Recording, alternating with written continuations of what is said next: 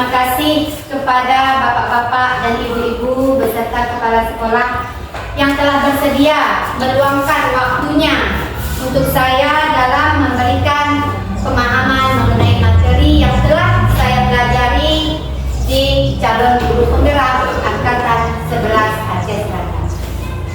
Pertama-tama, kata-kata kehormatan saya berikan kepada Kepala Sekolah SD Negeri 4 Kota Fajar yang saya hormati, guru-guru yang hebat, senior SDN Negeri 4 Kota Fajar, dan yang saya banggakan atas kesediaan prestasi kita semua dalam berkolaborasi pada setiap sesi kegiatan yang telah kita lakukan dan yang akan kita lakukan. Baiklah Bapak Ibu, sebelum kita memulai pembelajaran ini, ada baiknya kita memulainya dengan Bismillahirrahmanirrahim. Baik Ibu, kita mulai saja. Pada kesempatan kali ini, izinkan saya menyebarkan pemahaman dan penerapan pengalaman budaya positif. Saya sendiri, saya perkenalkan diri saya. Mungkin Bapak Ibu memang sudah kenal baik dengan saya. Saya adalah Hafinaningsih SPDSD CGP Angkatan 11 SDN 4 Kota Fajar. Pada pertemuan kali ini, ada pun konsep inti budaya positif yang akan saya paparkan dan yang akan kita saling berbagi. Mungkin daripada Bapak Ibu semua lebih memahami, lebih mengetahui apa itu konsep inti dari budaya positif. Tapi di sini tujuannya adalah kita saling berbagi, saling sharing mengenai pembelajaran yang akan kita terapkan ke anak didik kita yang di masa yang akan datang. Di sini ada pun konsep inti budaya positif yang saya tuangkan adalah perubahan paradigma belajar. Yang kedua, disiplin positif. Yang ketiga, nilai-nilai kebajikan, kebutuhan dasar manusia, motivasi perilaku manusia, posisi kontrol guru, keyakinan kelas, dan segitiga restitusi. Selanjutnya Bapak Ibu, pembelajaran dengan paradigma baru, opsi yang pertama tadi. Mungkin di telinga kita ya, selaku guru-guru senior, guru-guru hebat, bahasa mengenai metode berdiferensiasi ini tidak janggal dan pernah kita dengarkan dan pernah terniat, tergaungkan di benak kita, dan mungkin sudah pernah kita terapkan kepada anak didik kita. Tapi mungkin bahasanya kita belum paham yang apa itu yang disebut dengan berdiferensiasi. Mungkin dari materi ini ada yang ingin ditambahkan kepada Pak Anwar, mungkin bisa lebih jelas apa maksud pembelajaran berdiferensiasi itu. Pada Pak Anwar mungkin bisa dijelaskan Pak, silakan. Ya baik, yang saya pahami tentang pembelajaran berdiferensi itu adalah kaitan mengakui bahwa siswa itu ada kemampuan yang berbeda-beda ya. Ya, Di sini tujuan berdiferensi itu adalah untuk memastikan setiap siswa itu dapat mencapai potensi maksimal mereka dan merasa bersemangat untuk mengikuti proses belajar mengajar. Ya, terima kasih Bapak, sangat jelas. Mungkin ada guru-guru lain ingin menambahkan kepada Bu Rahmayani metode pembelajaran berdiferensiasi yang saya tahu Ibu Rahmayani sudah pernah menerapkan di kelasnya. Kepada Bu Rahmayani silakan. Berdiri, boleh berdiri Bu?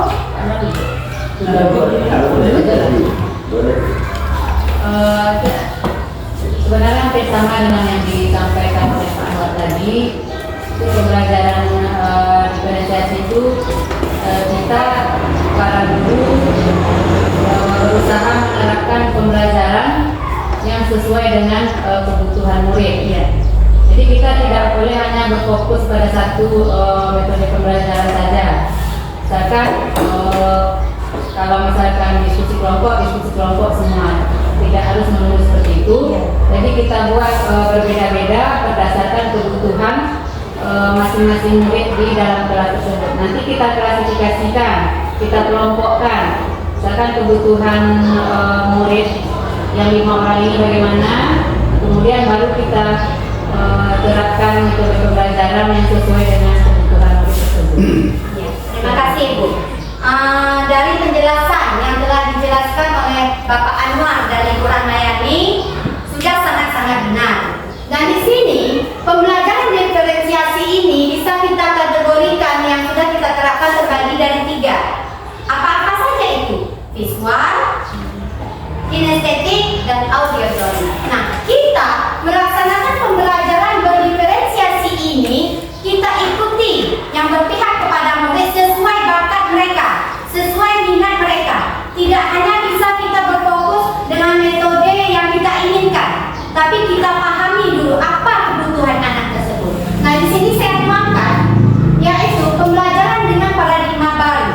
Yaitu pembelajaran dengan paradigma baru merupakan pembelajaran yang dirancang berdasarkan prinsip pembelajaran berdiferensiasi, sehingga para peserta didik belajar sesuai kebutuhannya berdasarkan tahap perkembangannya sesuai dengan teori psikologi modern untuk mewujudkan profil pelajar Pancasila. Sudah tepat sekali seperti yang dijabarkan oleh Ibu Rahmayani. Siswa di sini dan di Indonesia pada khususnya dan umumnya di Indonesia khususnya di sekolah kita mengharapkan murid itu memiliki bisa terwujudnya profil pelajar Pancasila pada karakter murid kita masing-masing. Nah, di sini saya sedang memaparkan sedikit mengenai opsi-opsi atau elemen-elemen dari profil pelajar Pancasila. Adapun profil pelajar Pancasila yang dimaksud di sini adalah kita bisa menuntun anak, bukan menuntut. Kita dituntut untuk menuntun anak beriman, bertakwa kepada Tuhan Yang Maha Esa dan berakhlak mulia. Maksudnya apa Bapak Ibu? Kita di sekolah sudah menerapkan sebenarnya apa itu beriman, bertakwa kepada Tuhan Yang Maha Esa dan berakhlak mulia. Seperti kita mengadakan pengajian, lomba-lomba, berdoa sebelum belajar, sudah kita lakukan. Tapi kita belum paham apakah yang kita lakukan sudah termasuk dalam elemen profil pelajar Pancasila. Untuk yang selanjutnya, berkebinekaan global. Apa itu berkebinekaan global? Kita di Aceh Selatan ya khususnya memiliki suku yang berbeda-beda. Ada suku Klut, ada suku Anak Jamin, ada suku Aceh, dan bahkan sudah banyak pendatang-pendatang dari suku-suku yang lainnya datang ke daerah kita. Nah, disinilah tugas kita sebagai guru menuntun, mengarahkan anak-anak supaya bisa menerima keberagaman, kearifan lokal dan kebinekaan global yang berbeda-beda, budaya yang berbeda bisa kita terima. Tidak hanya kita tonjolkan kemampuan kita, budaya kita. Itulah tujuan kita, Bapak Ibu. Kita di sini berdiri bukan sebagai anak Aceh, tetapi kita di sini berdiri sebagai pendidik Indonesia. Nah, sekarang kita melihat bergotong royong. Mungkin di benak kita, Bapak Ibu, bergotong royong itu hanya memilih sampah, bergotong royong dalam melaksanakan suatu kegiatan masyarakat.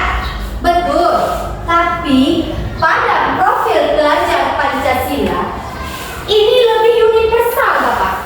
Ini lebih meluas. Makna bergotong royong dalam pembelajaran yaitu kita dituntut untuk memberitahukan kepada peserta didik atau anak murid kita cara berkolaborasi dengan baik, cara bekerja sama baik dalam gotong royong, memungut sampah, metode pembelajaran, berdiskusi kelompok, memecahkan masalah suatu persoalan. Bisa, inilah yang disebut dengan bergotong royong dan Pancasila. Baik Bapak Ibu, pada tahap selanjutnya ada kreatif. Sebelum saya membeberkan atau menjelaskan masalah kreatif, saya sudah merasa anak-anak didik kita sudah kreatif. Contohnya, bagaimana bisa anak kita kreatif? Contohnya guru kita sendiri. Kita sebagai contoh bagi anak didik kita. Kreatif tidak kita? Nah, kita tidak hanya mengimbaskan materi teori belaka kepada anak-anak didik, tapi kita bisa memberikan contoh dengan membuat berbagai kegiatan atau kerajinan dengan imajinasi kita yang baru, sehingga murid bisa mencerna, melihat, mencontoh apa yang telah dilakukan oleh guru-guru. Nah, pada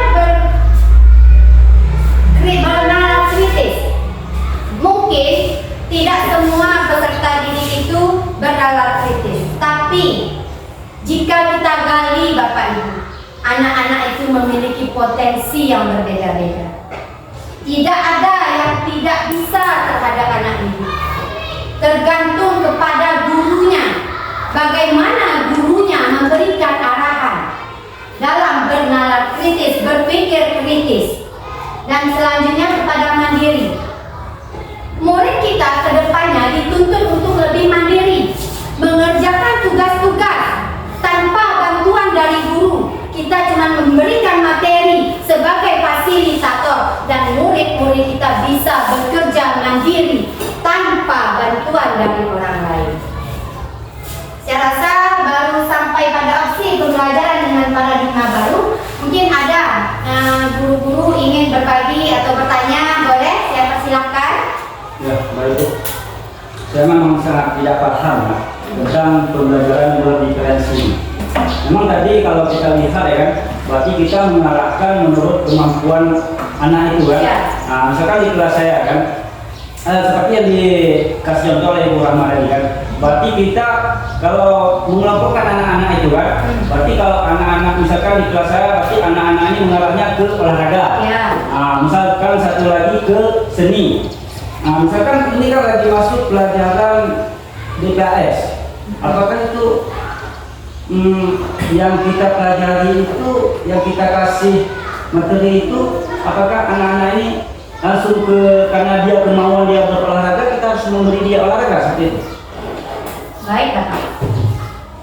Pertanyaan Bapak mengenai minat. Minat. Bapak. Jadi sebelum kita memulai pembelajaran Bapak, Ya. kita kan pernah melakukan asesmen awal, asesmen diagnostik namanya. Maksudnya kita mendiagnosa apa bakat anak tersebut. Nah, sebelum kita melanjutkan ke pembelajaran, kita gali dulu apa-apa saja potensi yang ada pada anak. Baru nanti setelah kita dapatkan, kita temukan pada asesmen awal tersebut apa bakat mereka, apa minat mereka. Nanti bisa kita klasifikasikan. Anak kelompok A begini-begini, misalnya auditory atau kinestetik. Nanti kita beri pembelajarannya sesuai dengan keinginan mereka, tapi sesuai dengan tema yang kita tuangkan nantinya, tidak melenceng dari teori atau tema yang akan kita ajarkan.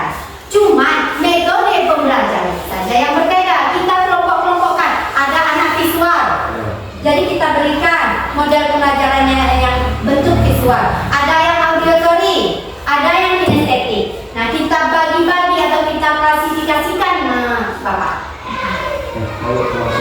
Ya, sama-sama, Bu. Nah, boleh, Bu.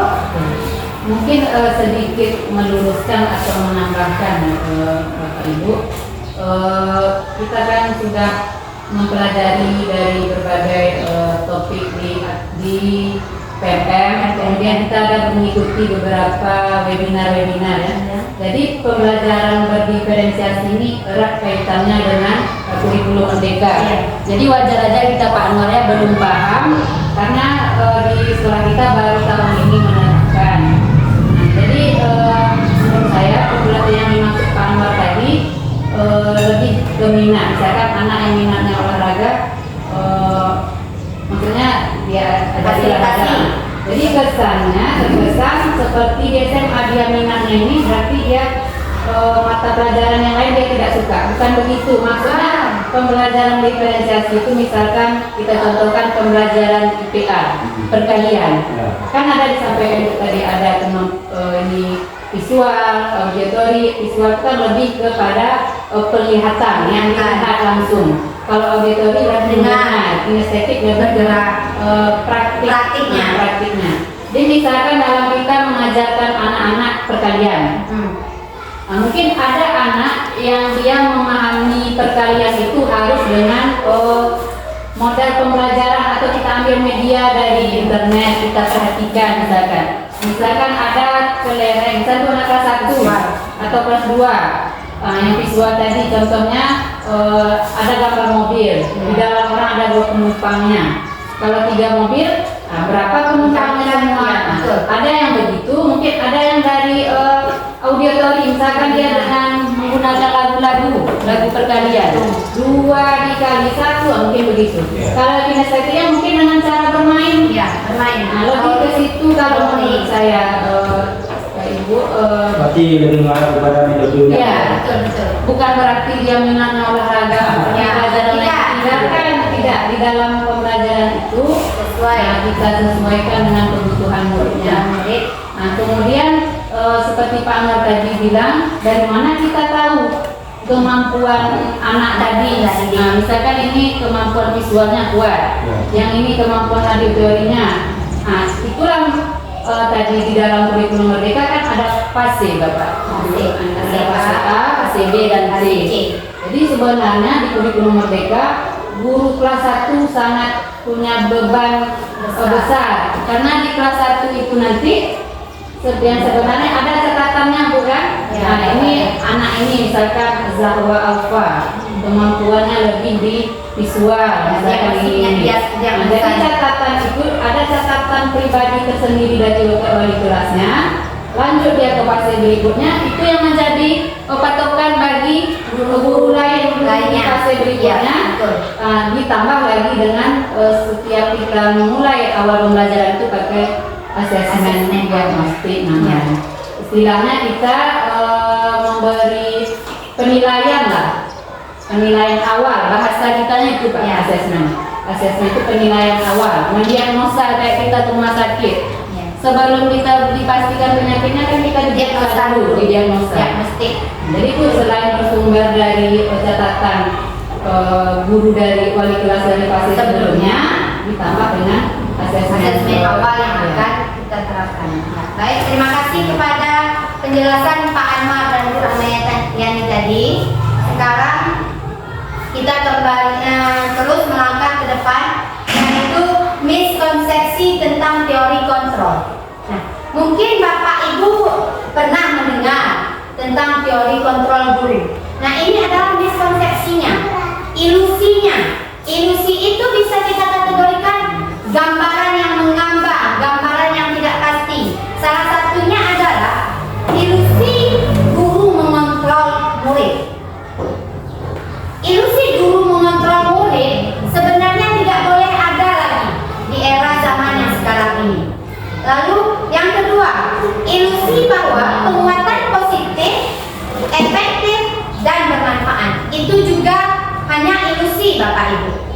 Ketiga, ilusi bahwa orang dewasa atau guru itu berhak memaksa terhadap muridnya. Itu juga ilusi, Bapak Ibu. Terus yang terakhir, ilusi bahwa kritik dan membuat rasa bersalah mampu menguatkan karakter. Itu juga hanya sekedar ilusi. Baiklah, pada tahap selanjutnya di sini saya tuangkan mengubah paradigma stimulus respon ke pendekatan teori kontrol. Baiklah Bapak Ibu, di sini kita sudah melihat stimulus respon dan teori kontrol. Apa itu stimulus respon yang pertama? Realitas kebutuhan kita itu sama. Sebenarnya jika kita menganalisa kembali, tak ada kebutuhan itu yang sama. Makanya pada teori kontrol berubah menjadi kebutuhan kita itu berbeda. Dan yang kedua, semua orang melihat hal yang sama. Itu juga stimulus respon. Pada teori kontrol gambaran yang berbeda.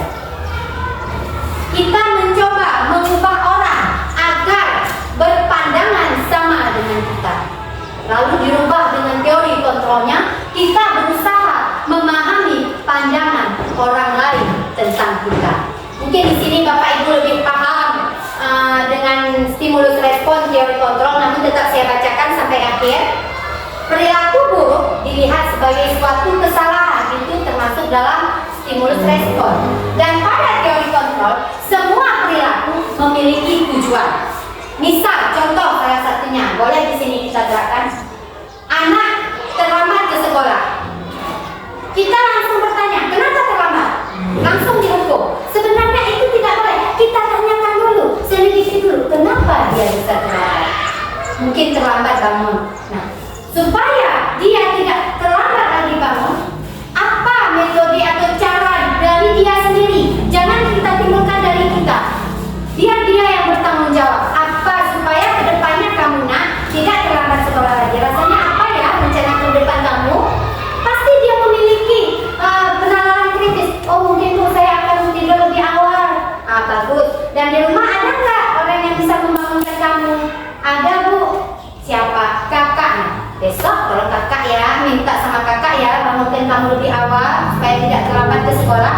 Bisa. Tapi jika hal semua perilaku ini kita hukum, anak menjadi gaul dan ada rasa dendam dalam dirinya. Nah, disitulah perlunya teori kontrol. Selanjutnya, orang lain bisa mengontrol saya. Itu sebenarnya tidak bisa. Yang bisa mengontrol saya adalah saya. Yang bisa mengontrol Anda adalah Anda sendiri. Begitu juga dengan anak-anak didik kita. Bisa kita lihat di pandangan mata kita, mereka bisa kita kontrol. Padahal batin mereka bergejolak, tak ingin dikontrol. Mereka memiliki kebebasan sendiri, memiliki kontrol diri sendiri. Bahkan jika hal ini kita terapkan ke anak-anak, mungkin dia akan lebih bebal, akan mengulangi kesalahan yang pernah dilakukan. Baik Bapak Ibu, selanjutnya hanya Anda yang bisa mengontrol diri Anda seperti yang saya paparkan tadi. Sekarang saya bisa mengontrol orang lain, itu pada stimulus respon. Tidak, Anda tidak bisa mengontrol orang lain seperti poin yang saya jelaskan tadi. Terus pemaksaan ada pada saat rujukan gagal, itu juga stimulus respon.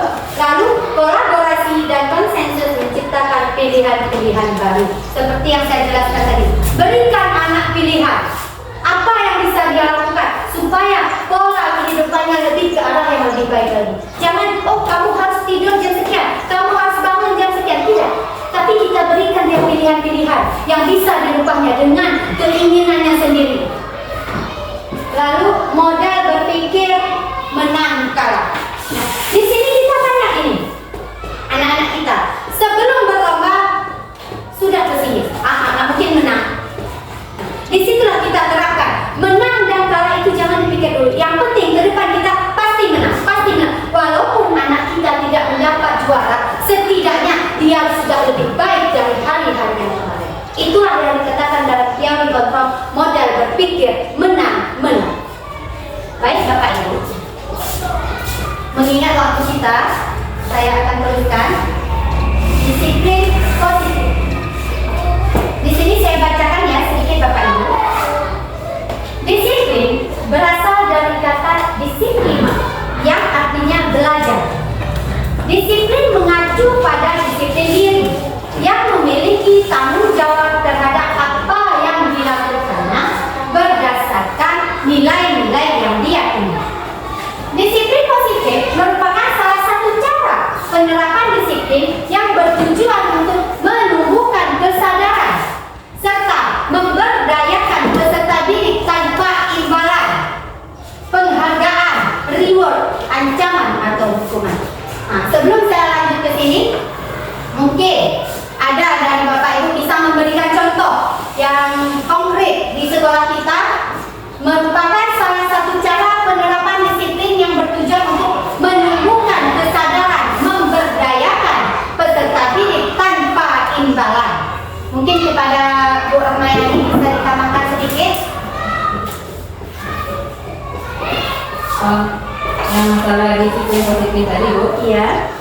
Ya, mungkin sebagai contoh di sekolah kita yang jadi disiplin positif tadi, mungkin ini sudah biasa kita terapkan setelah senam pagi memungut sampah ya. Ya, boleh.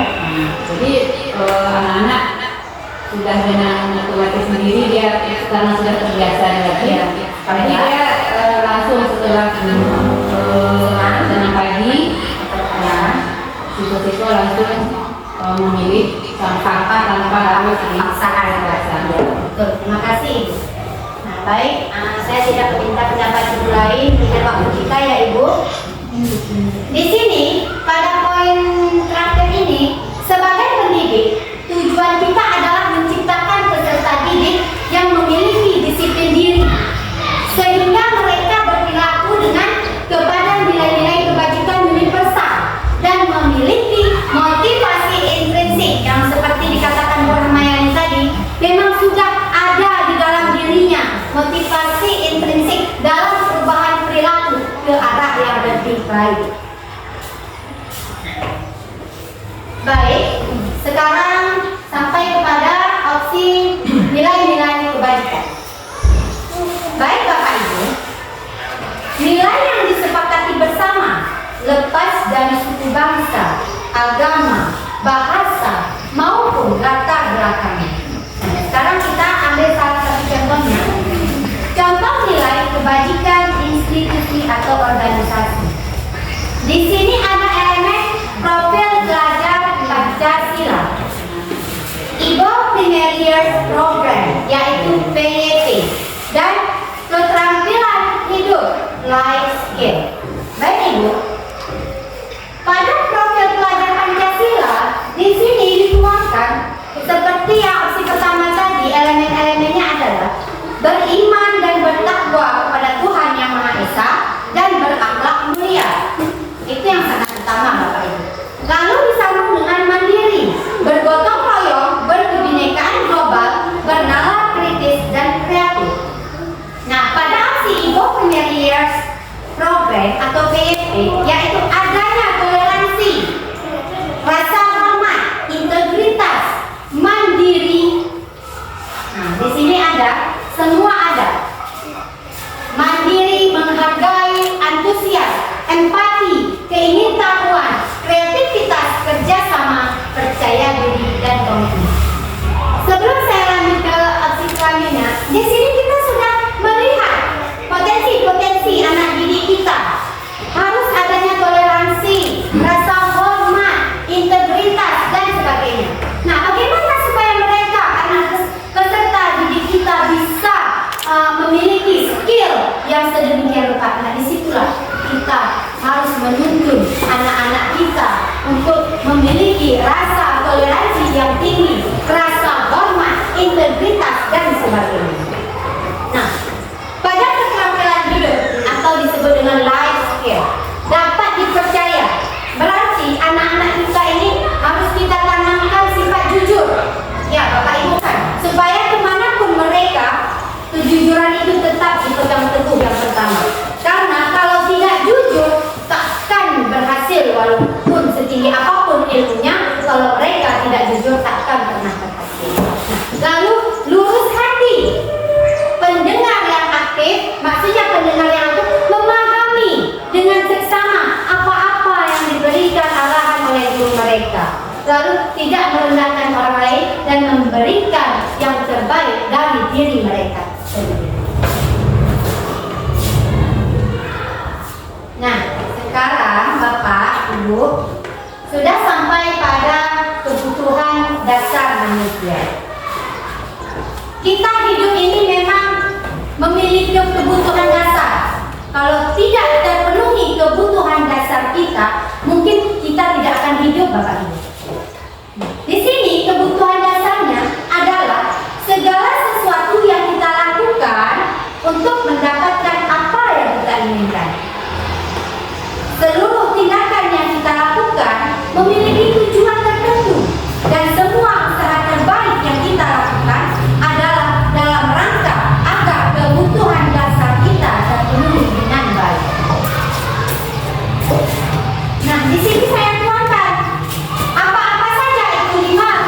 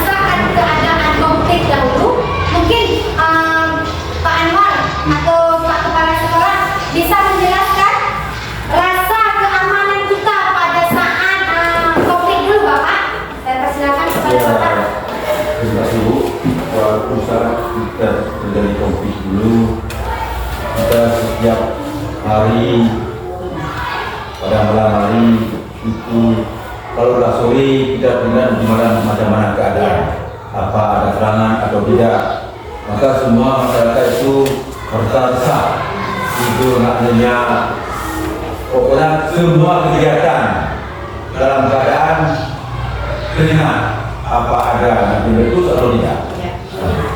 Terima kasih Bapak. Nah, sekarang kita bisa merefleksi kembali. Jika rasa aman itu tidak ada, bisakah kita nyaman hidup? Nah, makanya pada bertahan hidup kita butuh makanan, pakaian, tempat tinggal, dan yang paling utama makanan, keamanan dan kesehatan. Seperti yang dikatakan oleh kepala sekolah kita. Pada saat zaman konflik dulu ya Bapak Buran ya. Apalagi bagi PNS ya. Hidup itu seperti di ujung tanduk kayaknya. Begitu kan Bapak Ibu? Rasa takut keluar ada, nggak keluar nggak bisa. Begitulah yang kita rasakan. Makanya kita butuh itu 5 kebutuhan dasar manusia supaya kita hidupnya aman, nyaman, tentram, bahagia. Pada rasa kasih sayang dan rasa diterima. Di sini ada aksi-aksinya yaitu rasa diterima, dipedulikan, berbagi, kerjasama, menjadi bagian dalam kelompok. Mungkin kita juga pernah merasakan jika kita itu tidak diterima. Contoh, kita datang ke sekolah lain, misal ke instansi lain, kan? Kita kan orang luar datang ke sana. Lalu kita seolah-olah kita itu diacuhkan, dicuekin. Bagaimana perasaan di dalam hati? Bahagia kan? Tidak Bapak Ibu. Kok jawabnya lemah sekali? Yang serius kan? Tidak begini. Mentang-mentang jam berapa ya sekarang ya? Udah agak siang, 8 ya. Tidak. Nah begitulah. Jika rasa ini ada di dalam hati kita, kita merasa nggak nyaman, tidak diterima. Jadi kebutuhan dasar kita itu tidak ada. Tidak ada 5 kebutuhan dasar manusia itu tidak ada. Makanya kita harus saling menerima, peduli, berbagi, memang harus ada. Karena kita hidup dalam bermasyarakat. Terus penguasaan. Penguasaan di sini memiliki opsi-opsi harga diri, keinginan untuk dianggap seperti yang saya paparkan tadi, memimpin, berprestasi, diakui, dan didengar. Kita juga manusiawi Bapak Ibu. Jika kita berprestasi, contoh misal ada anak berprestasi, tetapi tidak diakui, tidak dianggap, pasti ada rasa kecil hati di dalam diri kita.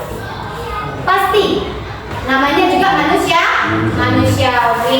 Nah, di sini kita belajar mengenai 5 kebutuhan dasar manusia.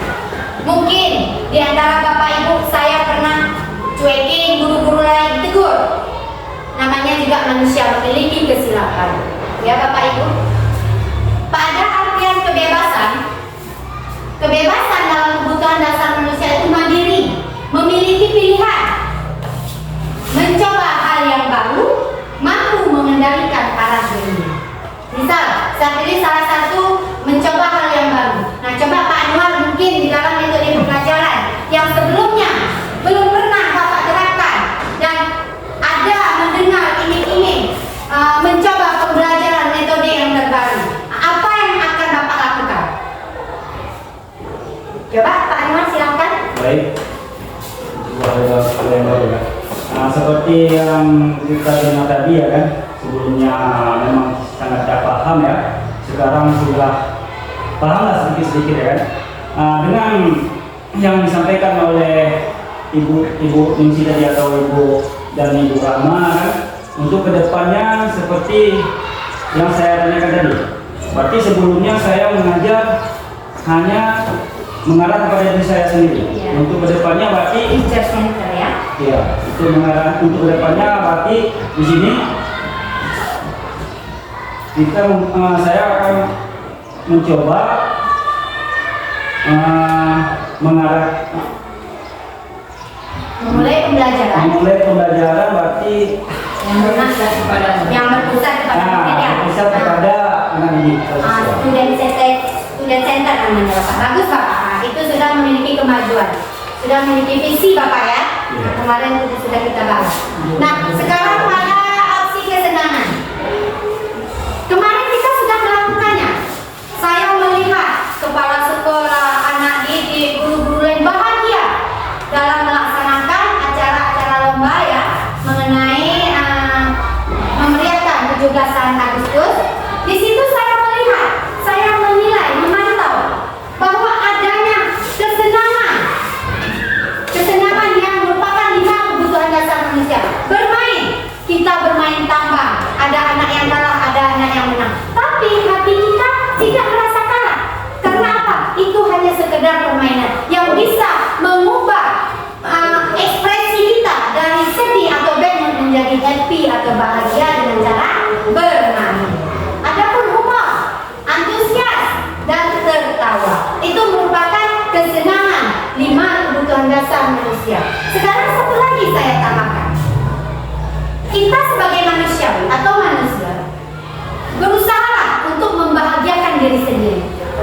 Karena sejatinya jika kita sendiri tidak merasa bahagia, bagaimana kita bisa membahagiakan peserta didik kita, bisa membahagiakan lingkungan kita, dan yang paling utama bisa membahagiakan keluarga kita.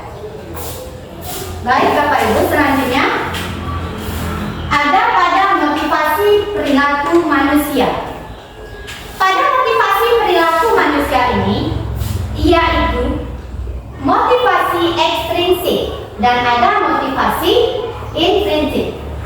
Nah, pada motivasi intrinsik ini untuk menghindari ketidaknyamanan atau hukuman. Maksudnya di sini siswa atau murid yang kita ajarkan harus mengerjakan suatu tugas. Mereka berpikir kalau ini motivasi ekstrinsik, mengerjakan suatu tugas ada 2 opsi, yaitu kalau tidak dihukum diberi hadiah. Paham Ibu, Bapak? Untuk mendapatkan imbalan penghargaan dari orang lain. Itu merupakan motivasi dari luar diri mereka. Itu seharusnya sedikit-sedikit harus kita kikis Bapak Ibu. Memang tidak bisa secara instan kita mengikuti perubahan zaman, tapi mulailah untuk belajar. Daripada kita hanya diam, belajar selangkah demi selangkah itu lebih bagus.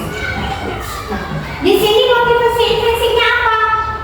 Murid bekerja untuk menjadi orang yang mereka inginkan dan menghargai diri sendiri sesuai dengan nilai-nilai yang mereka percaya. Maksudnya di sini mereka meraih prestasi bukan karena imbalan, bukan karena diberi hadiah, bukan karena pujian, tapi merupakan kepuasan diri yang telah mereka capai, yang selama ini belum pernah mereka rasakan. Itu sering terjadi pada anak-anak kelas 1 yang Ibu lihat ya, anak-anak Ibu. Mungkin dari transisi PAUD SD kita kasih satu contoh. Dari TK masuk dia ke SD. Lalu mereka belum bisa megang pensil. Lalu sang guru menuntut untuk memegang pensil tersebut. Dan dengan memegang pensil dengan butuh waktu dan kesabaran yang cukup besar kepada guru kelas 1, anak tersebut sudah bisa menulis huruf A. Tapi kita tidak memberikan penghargaan. Kita lihat ekspresi mereka. Betapa senangnya mereka sudah bisa menuliskan huruf A pada pembelajaran pertama yang mereka dapat. Nah, inilah motivasi intrinsik yang ada di dalam diri anak. Tanpa kita kasih imbalan, tanpa kita berikan hadiah atau dukungan atau pujian, mereka sudah memiliki rasa bangga, kepuasan yang tersendiri karena sudah bisa menulis huruf A. Saya paham sampai di sini. Saya rasa Bapak Ibu sudah paham betul kan? Baik, Bapak Ibu. Baiklah, sebelum saya lanjut, saya akan bantulah sedikit di Bapak Ibu sudah lama sekali kayaknya. Hijau-hijau si daun sawi. Cakep. Mana cakepnya dong? Ini Bapak Ibu ini lemas deh. Oke. Daun sawi jatuh ke kali.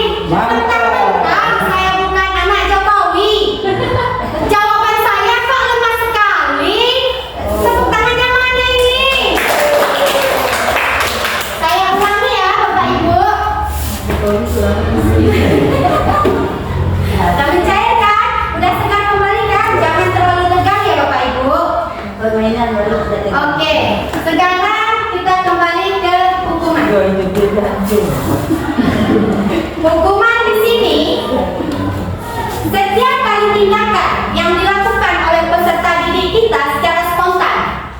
Secara spontan kan, Pak Burhan ya?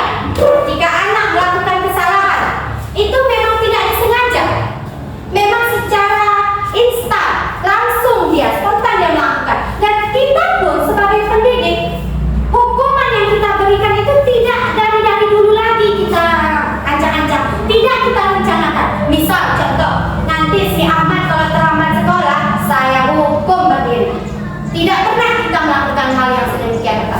Tapi pada aksi hukuman ini, yang pertama, hukuman itu tidak pernah terencana, tapi secara langsung tiba-tiba pasti ada. Lalu murid tidak tahu apa itu hukuman yang akan kita berikan.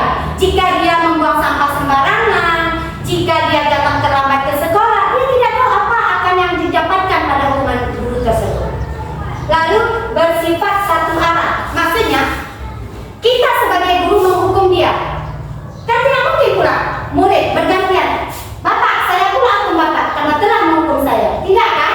Nah, begitulah dengan sifat hukuman, bersifat satu arah, berupa hukuman fisik atau psikis. Nah, selanjutnya masalah konsekuensi.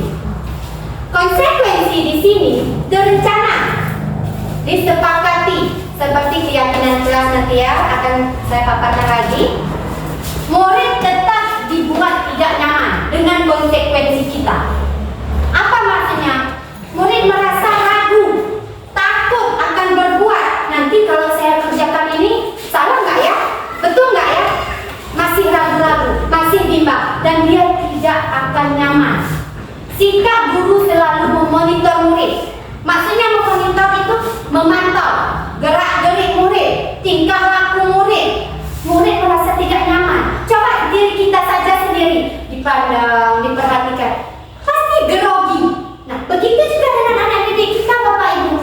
Jika kita guru itu sebagai pemantau atau memonitor murid, itu masuk dalam konsekuensi. Nah, di sini adalah opsi yang paling bagus. Mungkin kemarin sudah pernah kita lakukan ya, Ibu Fatma ya, telah membantu saya dalam mengambil video restitusi kemarin ya. Dan guru-guru lain juga sangat mendukung, sangat bagus. Restitusi, proses menciptakan kondisi bagi murid untuk memperbaiki kesalahannya. Nah, di sini kita gali apa kesalahan mereka, mengapa bisa demikian, dan bagaimana dia bisa menyelesaikan sendiri dengan bernalar kritisnya sendiri tanpa kita berikan bantuan. Kita gali bagaimana dia bisa memecahkan masalahnya. Nah, di sini proses kolaboratif yang mengajarkan murid untuk mencari solusi sendiri. Mungkin kita nanti bisa ajarkan kepada anak didik kita, siapa nak yang bisa kamu ajak untuk bisa kamu tidak datang terlambat lagi ke sekolah? Anak pasti berpikir, oh di rumah ada ibu, ada ayah. Bisa nggak kamu ajak mereka untuk membangunkan kamu pagi-pagi? Nah, bisa. Alhamdulillah. Dengan cara begitu mereka berpikir bagaimana mencari solusi terhadap permasalahan yang telah mereka buat sendiri. Saya rasa pada topik restitusi ini mungkin memang belum semuanya kita lakukan, tapi insya Allah kedepannya dengan terus belajar dan mengikuti berbagai pelatihan-pelatihan yang diadakan, baik itu dari penggerak, dari Kemendikbud atau dari pelatihan mandiri yang ada di PMM, kita bisa belajar, kita dipermudah bagaimana sejatinya seorang guru ke depannya. Baik Bapak Ibu, sekarang ke 5 posisi kontrol guru. Tadi saya sudah menjelaskan penghukum, pembuat merasa bersalah, guru itu sebagai teman, guru itu sebagai pemantau, dan sebagai manajer. Di sini mungkin yang jarang kita lakukan adalah pada posisi kontrol guru sebagai manajer. Karena kita manusiawi, emosi itu pasti ada, bergejolak. Dan kita memiliki banyak beban, banyak pikiran, sehingga sering sekali sebagai penghukum. Guru sering memiliki posisi kontrol guru sebagai penghukum. Nah, dengan adanya kegiatan-kegiatan seperti ini, kita bisa menilai diri sendiri. Seperti poin-poin pertama, orang tidak bisa mengontrol kita. Diri kita kontrol, kita nilai, refleksi diri kita, evaluasi diri kita. Di posisi manakah saya pada saat ini? Apakah posisi saya yang paling buruk, penghukum? Akui, saya juga pernah merasakan hal yang sama. Sudah baguskah model pembelajaran yang saya lakukan? Berdasarkah saya telah memberikan hukuman kepada anak didik saya? Tidak memerdekakan mereka dalam menuntut ilmu. Sementara kita bangsa Indonesia sudah merdeka, tapi anak-anak didik kita belum bisa merdeka, Bapak Ibu, dalam menuntut ilmu. Pak Anwar senyum-senyum. Kenapa Pak Anwar? Nah, sekarang pembuat merasa bersalah. Di penghukum sudah selesai, pembuat merasa bersalah. Apa itu posisi kontrol guru pada pembuat merasa bersalah? Ini saya contohkan dialognya sedikit. Ahmad datang terlambat ke sekolah. Kita sebagai guru piket. Lalu datang, kita panggil. Ahmad, kamu datang telat lagi ya nak? Iya, kenapa sih? Kita dengan nada ramah lembut.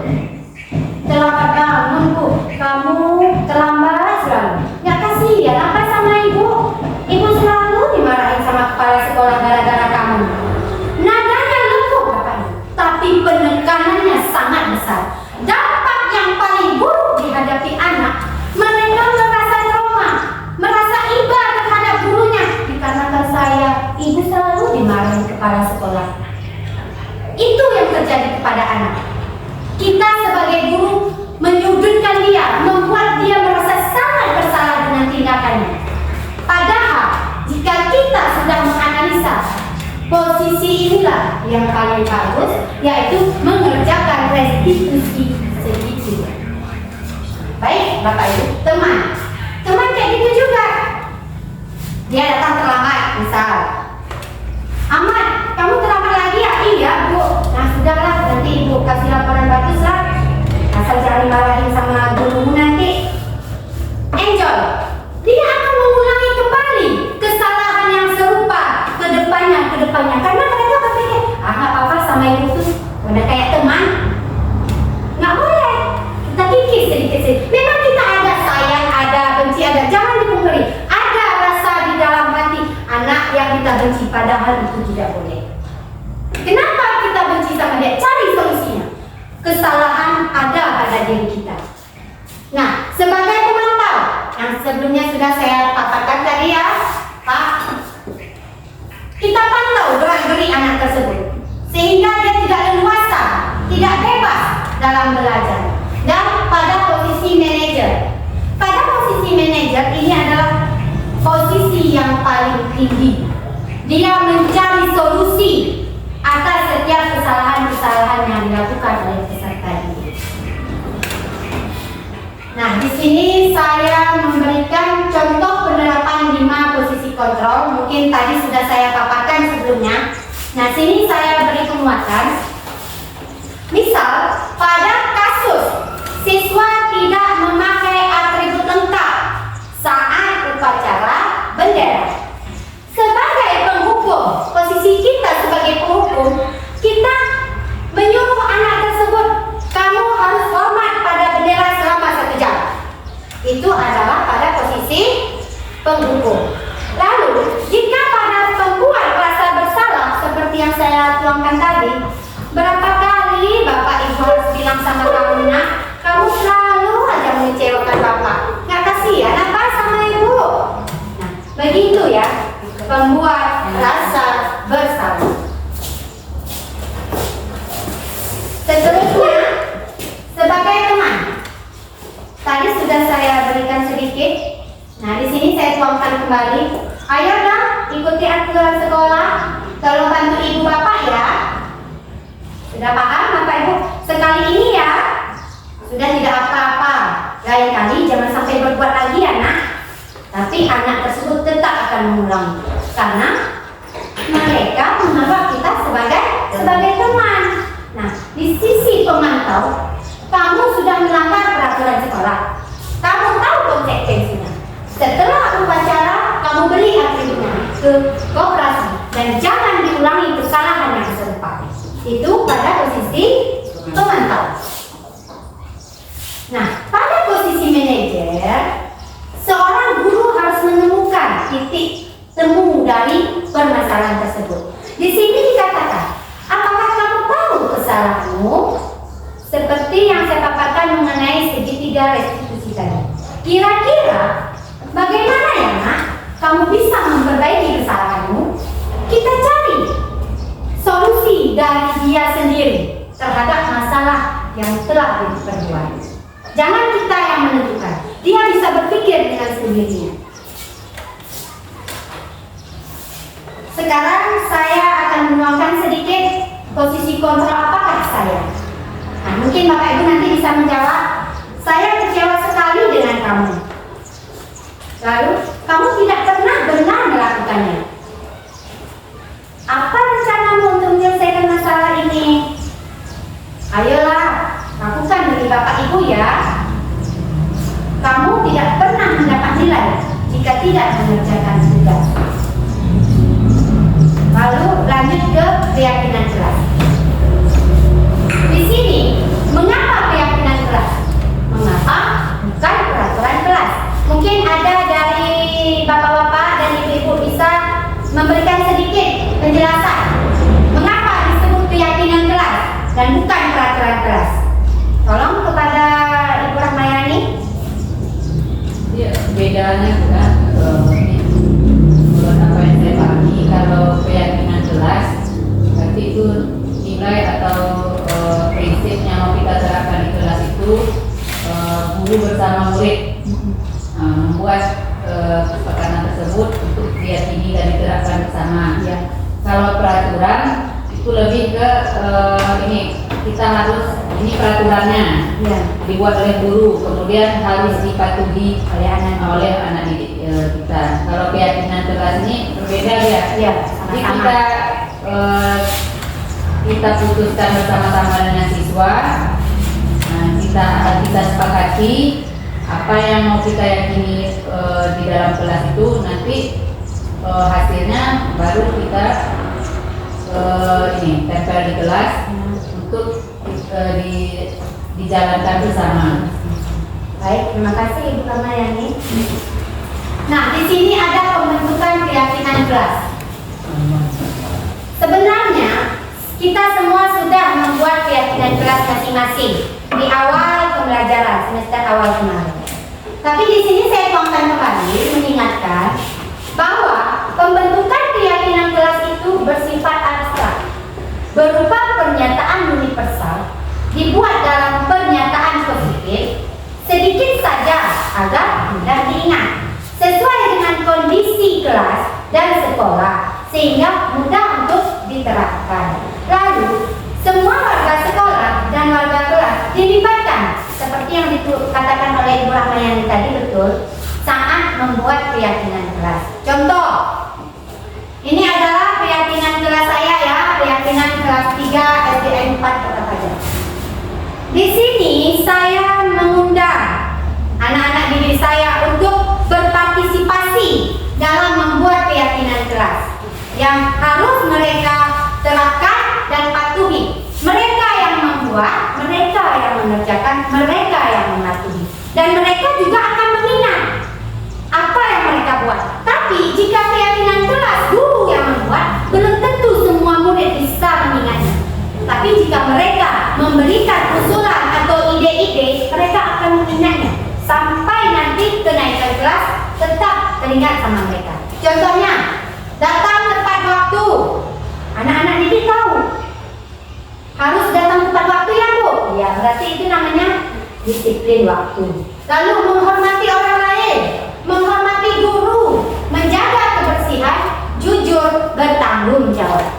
Tidak perlu banyak-banyak, tapi hanya itu saja dibuat keyakinan kelas, insya Allah mereka bisa menerapkannya. Walaupun kita ada 1-2 anak didik yang yang belum memahami secara betul, tapi bisa kita arahkan. Mereka juga kita beri peluang untuk berpartisipasi mengeluarkan ide-idenya dalam pembuatan keyakinan keras. Nah, sampai kepada tahap akhir ya, sepertinya segitiga restitusi. Setelah mempelajari beberapa metode pembelajaran yang ada di calon guru penggerak Bapak Ibu, saya merenung, merefleksi kembali apa yang telah saya lakukan. Sangat-sangat berdosa saya telah menelantarkan anak didik saya, telah memberikan metode pembelajaran yang menyiksa. Maksudnya menyiksa, membuat mereka tidak bahagia. Belajar hanya untuk tidak mendapatkan hukuman. Nah, pada tahap segitiga restitusi ini, saya belajar suatu proses menciptakan kondisi bagi siswa di sekolah untuk memperbaiki kesalahan mereka sehingga dapat kembali pada kelompok mereka dengan karakter yang lebih kuat, mandiri dan bertanggung jawab. Nah, di sini ada lambang segitiga restitusi. Yang pertama, menstabilkan identitas. Kita tanyakan dulu, apa kendalanya? Apa permasalahannya? Setelah kita temukan, menstabilkan identitas, menanyakan keyakinan. Yang kedua, Validasi tindakan yang salah. Contoh kegiatan yang telah mereka lakukan, kesalahan yang telah mereka buat, kita tanyakan, mengapa bisa demikian? Bagaimana hal tersebut bisa terjadi? Jangan langsung kita salahkan, jangan kita berikan hukuman. Di pertama tadi kita kembali tanyakan dulu statusnya, identitasnya kita stabilkan dulu. Lalu validasi tindakan yang salah yang telah mereka lakukan. Pada tahap akhir menanyakan keyakinan. Apa solusi ke depannya yang bisa kamu lakukan untuk memperbaiki kesalahan yang telah kamu buat? Nah, disinilah Bapak Ibu.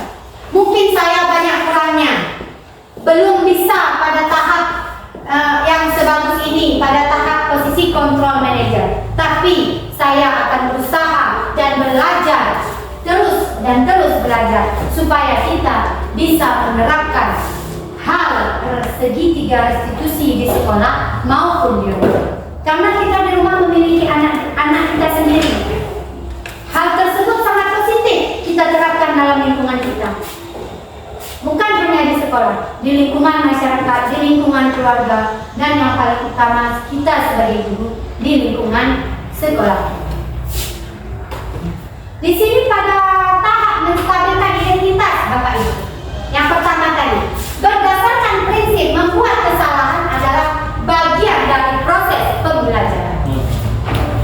Nah, di sini kita bisa ketuakan kata-kata kepada anak-anak. Nah, berbuat salah itu wajar. Wajar dia berbuat salah. Ibu juga pernah melakukan hal yang sama. Bisa kita katakan, tidak ada manusia yang sempurna. Nah, di sini ada Bapak Ibu juga pernah melakukan hal itu, nah. Bapak Ibu tidak mau mencari siapa yang salah. Bapak Ibu hanya ingin mencari solusi dari permasalahan ini.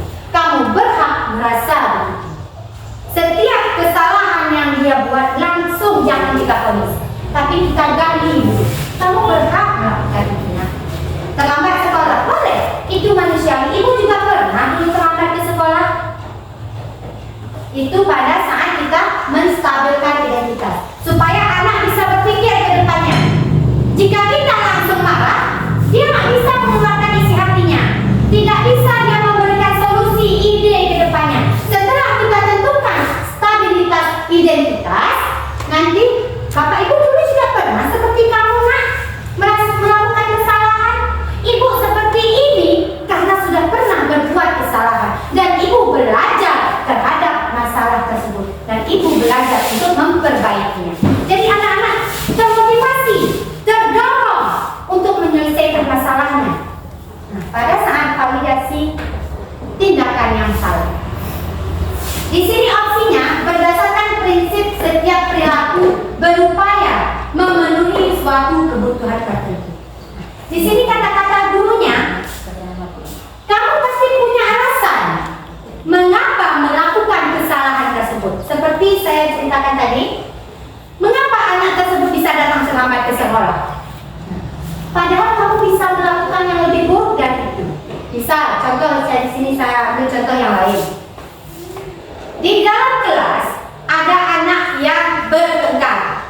di dalam kelas. Kita panggil satu persatu. Jangan keduanya kita panggil. Jangan, nanti itu menyudutkan salah satu pihak. Kita panggil satu-satu. Kita asingkan duduk berdua sama kita. Kita tanyakan, kenapa kamu berbuat sedemikian rupa? Nah, kamu bertengkar tadi ya? Iya Bu. Kenapa? Iya Bu, dia capek PR saya Bu. Oh, betul lah kalau begitu. Ibu juga akan marah kalau PR ibu dicontoh oleh teman. Nah, di situ dia bangkit. Berarti ibu ini membenarkan saya. Padahal di ujungnya nanti kita memberikan penguatan. Yang pertamanya itu. Terus kamu apakan dia? Enggak mau, saya merepet-repet aja. Misal, merepet aja. Oh baguslah kalau kamu cuma merepet. Padahal kamu bisa loh melakukan lebih dari itu. Mau mukul kek, mau lempar kek, bisa. Itu wewenang dia karena dia dalam keadaan tidak stabil. Tapi yang saya katakan kepada anak didik, kamu patut bangga karena telah melindungi sesuatu yang penting buat kamu. Dia melindungi PR-nya, karena itu dia merepet. Lalu kamu melakukannya karena mempertahankan sesuatu yang penting. Kita juga sebagai guru pernah merasakan jika punya kita dia lewat, marah nggak kita? Marah kan? Nah begitu pula dengan anak didik. Nah, kita terapkan. Ibu juga pernah seperti kamu melakukan hal yang sama. Lalu pada saat menanyakan keyakinan, berdasarkan prinsip setiap perilaku berupaya memenuhi suatu kebutuhan tertentu. Apa keyakinan kelas kita nak yang telah kamu langgar? Nah, itu bisa dipertanyakan kembali pada saat segitiga restitusi tadi, menanyakan keyakinan. Apa keyakinan kelas kita yang telah kamu langgar nak? Baik. Nah, sekarang anak bisa menjawab. Iya Bu, saya membuat kesalahan, tidak menghormati teman, boleh keyakinan kelasnya. Lalu nilai-nilai apa yang telah kita sepakati bersama? Seperti apa gambaran sebuah kelas yang ideal menurut kamu? Kamu ingin menjadi seperti orang seperti apa? Itu opsi-opsi pertanyaan yang bisa kita tuangkan kepada anak. Ini salah satu boleh. Bisa keyakinan kelas. Apa ya nak keyakinan kelas kita yang telah kita sepakati dan kamu langgar? Dia bisa berpikir, karena dia yang membuat keyakinan kelas. Saya telah melanggar keyakinan kelas menghormati sesama teman Bu. Ya bagus. Tapi dia bisa mengingat kembali. Kita cuma mendongkrak memberitahunya saja. Itu salah satu pertanyaan-pertanyaan yang bisa dilontarkan kepada peserta didik berbuat kesalahan. Nah di sini di akhir sesi mungkin kemarin Bapak Ibu sudah pernah melihat dan mendengar contoh penerapan segitiga restitusi yang saya lakukan. Nah di sana sebenarnya tidak boleh ada Bu Esnida, tapi mengingat sekolah kita memang setiap kegiatan itu di dalam kantor, ya apa boleh buat. Kalau di kelas nanti mungkin anak-anak kita di sini berbondong-bondong mengikuti sehingga tidak fokus. Salah satu tempat yang paling aman dan nyaman adalah di kantor Dewan Guru. Nah, selanjutnya pada tahap penutup dalam penerapan program disiplin positif, hendaknya guru memiliki standar kepribadian, profesional dan sosial yang baik, di mana guru mampu merefleksi dirinya dalam posisi kontrol saat ini. Bagaimana pelajaran dirinya sebagai among atau manajer yang menuntut murid-muridnya menjadi insan yang mandiri, merdeka, dan bertanggung jawab. Itu sesuai dengan standar nasional pendidikan. Nah, sebelumnya saya ucapkan terima kasih kepada guru-guru hebat SDN Negeri 4 Kota Padang. Mungkin ada kata saya yang kurang berkenan di hati, saya mohon beribu maaf. Terima kasih telah meluangkan waktunya, terutama kepada Kepala Sekolah SDN Negeri 4 Kota Padang dan kepada dewan-dewan guru lainnya. Saya akhiri dengan mengucapkan alhamdulillahirabbil alamin, wabillahi taufiq wal hidayah. Wassalamualaikum warahmatullahi wabarakatuh.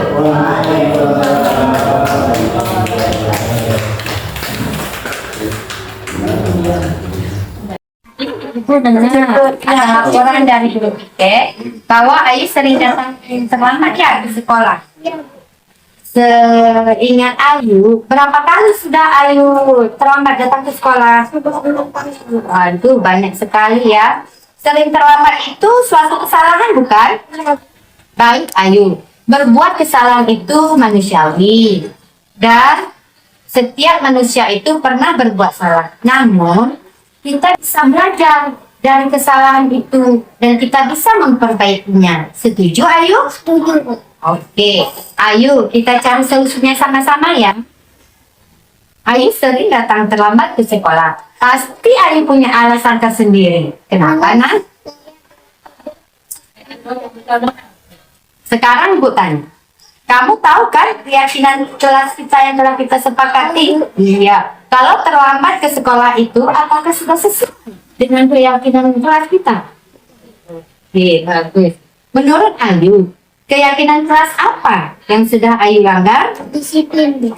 Menurut Ayu, disiplin itu penting nggak buat Ayu? Penting, Bu, karena bisa menghargai waktu. Oke, betul sekali. Itu penting dan sangat bermanfaat untuk kita. Jadi, kita sepakat ya, supaya kita bisa menghargai orang lain yang ada di sekitar kita. Iya, Bu. Iya, Ayu, sikap yang Ayu lakukan sudah baik dengan cara meminta maaf. Menurut Ayu, apa yang akan Ayu lakukan agar tidak terlambat lagi ke sekolah?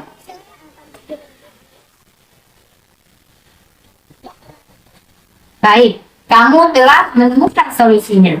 Ibu akan bekerja sama dengan orang tua kamu supaya bisa menyelesaikan permasalahan yang telah Ayu hadapi.